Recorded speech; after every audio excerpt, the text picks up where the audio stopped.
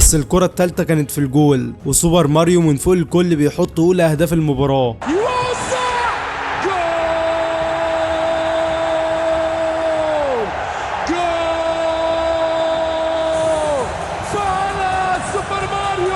هدف يولع المباراة وهيخلينا نشوف مباراة ممتعة إلى أبعد حدود. ماريو بالوتيلي بيطير وبيجيب الهدف الأول لإيطاليا مع انتظار ردة فعل قوية من الماكينات الألمانية. ردة الفعل كانت من أوزيل اللي بيحط واحدة رايقة بس ضعيفة في إيد بوفون، التانية من توني كروس وبتروح بعيدة عن المرمى، وألمانيا بتقرب من الهدف الأول. أما سامي خضيرة فكان قريب من تسجيل هدف عالمي في مرمى بوفون، وألمانيا بتحاول بسلاح التسديدات بس مفيش فايدة مع العملاق الإيطالي بوفون. ماريو بالوتيلي قرر يعاقب الألمان على طريقته الخاصة، من قوة التسديدة نوير وقف مكانه